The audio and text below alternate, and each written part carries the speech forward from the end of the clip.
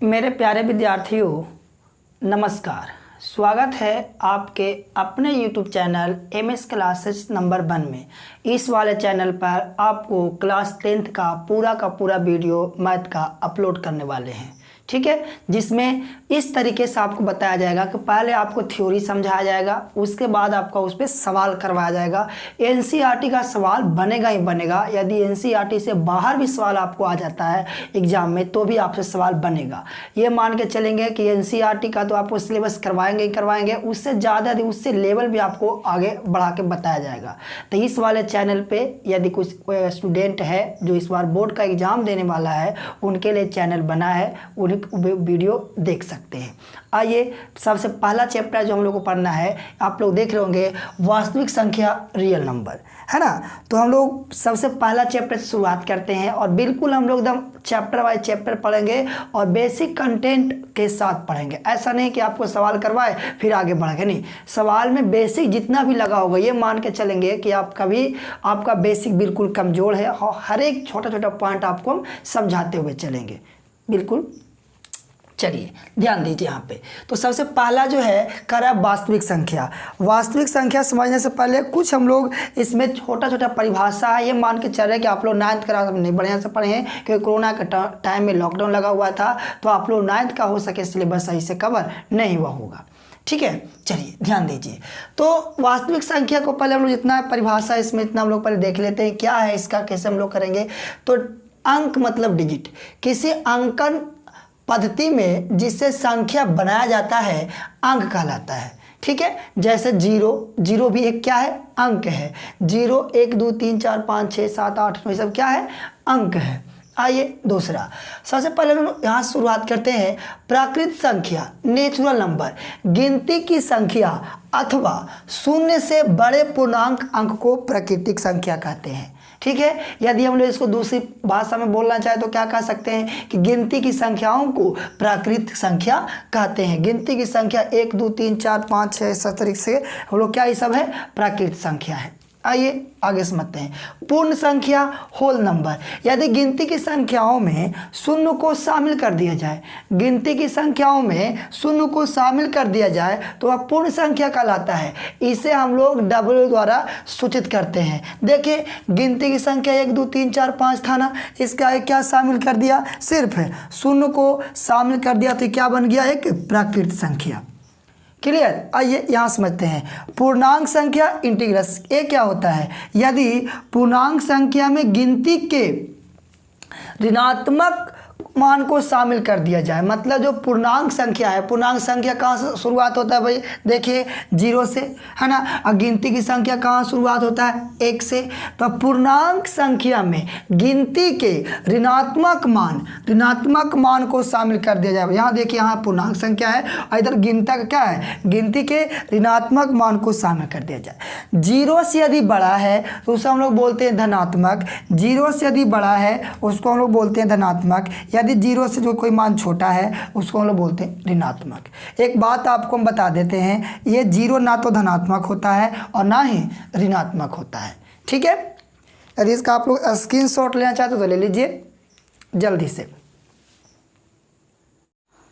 आगे ध्यान दीजिए बोर्ड पे, नोट में देखिए 0 को शून्य पूर्णांक कहते हैं, है ना।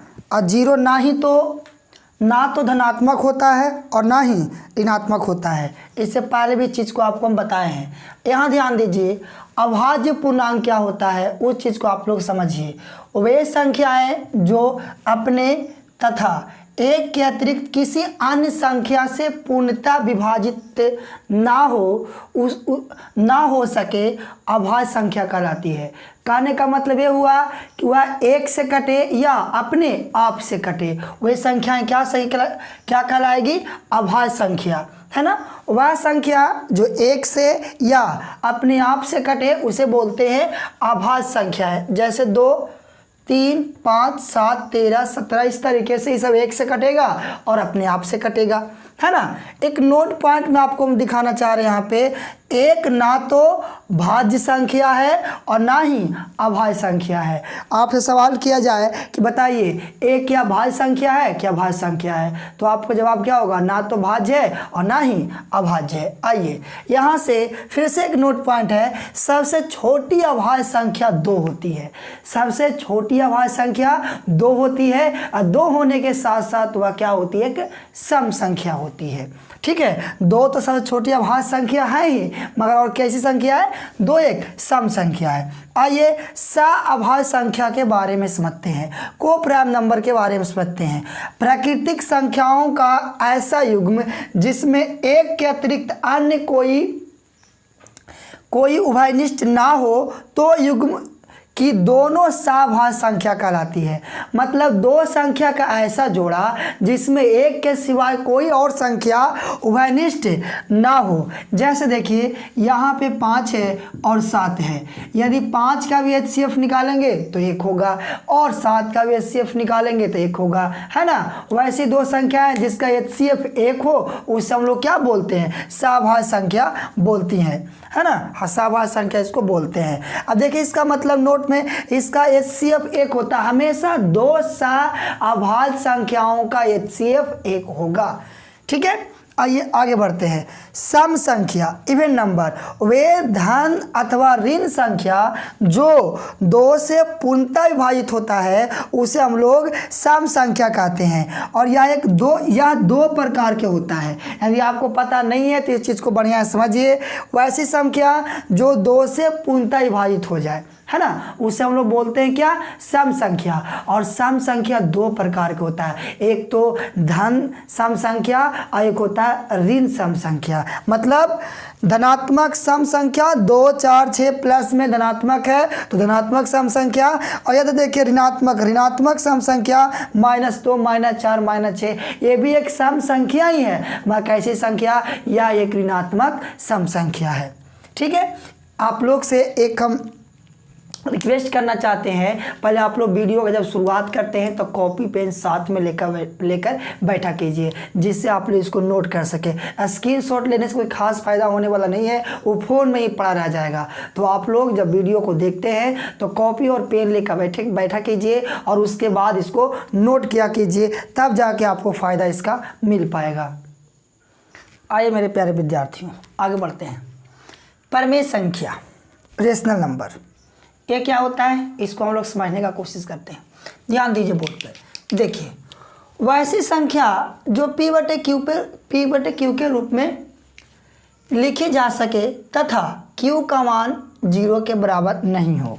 इसका अर्थ ये हुआ, जैसे P का मान, Q जो P/Q के रूप में लिखेंगे, यदि Q का मान 0 आ जाए तो ये क्या हो जाएगा, इन्फिनाइट हो जाएगा ना, इसका मान ज्ञात नहीं कर सकते हैं। तो साफ साफ इसमें लिख दिया गया है कि Q का मान 0 के बराबर ना हो तो वह संख्या क्या होगा, परमेय संख्या होगा। जैसे 0 भी एक परमेय संख्या है ना, 0/1 मतलब 0 एक परमेय संख्या, 5 भी क्या एक परमेय संख्या, 3/60 भी क्या एक परमेय संख्या, -3/7 भी क्या है एक परमेय संख्या, है ना। ये सब क्या है, एक परमेय संख्या, जिसे हम लोग P/Q के रूप में लिख सके वह संख्या होता है परमेय संख्या। इसका बिल्कुल उल्टा है अपरमेय संख्या, वैसी संख्या जो P/Q के रूप में नहीं लिखा जा सके उसे हम लोग क्या बोलते हैं, अपरमेय संख्या। जैसे कि देखिए √2 एक अपरमेय संख्या है, √5 एक अपरमेय संख्या, √8 4/√5 एक क्या है, अपरमेय संख्या है। पाई भी एक अपरमेय संख्या है, जबकि 22/60 एक परमेय संख्या है। नोट पॉइंट पर लिखवा दिए हैं, पाई एक अपरमेय संख्या जबकि 22/60 एक क्या है, परमेय संख्या होता है। ठीक है, ऐसे ऑप्शन दे दे कि पाई एक जो क्या है, परमेय संख्या, अपरमेय संख्या, पूर्णांक संख्या, प्राकृतिक संख्या, तो हम लोग को जवाब क्या होगा, यह एक परमेय संख्या है। मैं पूछ दे 22/60 क्या है, तो हम लोग बोलेंगे क्या, ये क्या है, ये एक अपरमेय संख्या है, और 22/60 क्या है, एक परमेय संख्या है। क्लियर, आइए आगे बढ़ते हैं। जो हम लोग को मेन चीज पढ़ना था वास्तविक संख्या, उसको हम लोग समझते हैं कि वास्तविक संख्या है क्या। इतना परिभाषा पढ़ने के बाद हम लोग अब पहुंचे वास्तविक संख्या पे, है ना। तो वास्तविक संख्याएं क्या होती है उस चीज को आपको हम समझाने का कोशिश करते हैं। प्राकृतिक संख्या, परिमेय संख्या, अपरिमेय संख्या, पूर्णांक संख्या, पूर्ण संख्या को क्या कहते हैं, वास्तविक संख्या कहते हैं। ठीक है, इस सभी संख्याओं के योग को हम लोग क्या बोलेंगे, वास्तविक संख्या का परिभाषा हुआ प्राकृतिक संख्या, परिमेय संख्या, अपरिमेय संख्या, पूर्णांक संख्या, पूर्ण संख्या को वास्तविक संख्या कहा जाता है। ठीक है, इतना परिभाषा आप लोग को याद करना होगा। तो वास्तविक संख्या जो लोग इस चैप्टर का नाम है, क्लास 10th का जो पहला चैप्टर है, इस चैप्टर का नाम है वास्तविक संख्या। तो इसमें आपको परिभाषा समझाने की कोशिश की कि प्राकृतिक संख्या क्या होता है, पूर्ण संख्या क्या होता है, सम संख्या क्या होता है, परिमेय संख्या क्या होता है, अपरिमेय संख्या क्या होता है, अभाज्य संख्या क्या होता है, सभाज्य संख्या क्या होता है ना, विषम संख्या क्या होता है। विषम संख्या वैसी संख्या जो 2 से पूर्णतः विभाजित ना हो, उसे हम लोग क्या बोलेंगे, विषम संख्या बोलेंगे। धनात्मक पूर्णांक क्या होगा भाई, ऋणात्मक पूर्णांक। गिनती की संख्या ये धनात्मक मूल्य क्या होता है, धनात्मक मतलब धनात्मक पूर्णांक संख्या, ऋणात्मक मूल्य क्या है तो ऋणात्मक पूर्णांक संख्या, है ना। इतना परिभाषा आप लोग को याद करना होगा। यदि परिभाषा याद है तो इस परिभाषा का आगे भी काम में लिया जाएगा, तो आपको इसको याद करना होगा। तो उम्मीद करते हैं कि परिभाषा आप लोग याद कर लीजिएगा। उसके बाद आपको हम चैप्टर का शुरुआत करेंगे, जिसमें HCF सबसे पहले आपको HCF पढ़ना, यूक्लिड विभाजन परिमेय द्वारा HCF ज्ञात करें, है ना। तो इसके बाद वाला जो वीडियो आने वाला है, इसके बाद में जो वीडियो आएगा वो आपका चैप्टर शुरुआत हो जाएगा। तो पहले आप लोग परिभाषा को याद कीजिए, उसके बाद हम लोग चैप्टर का शुरुआत करेंगे। धन्यवाद। आइए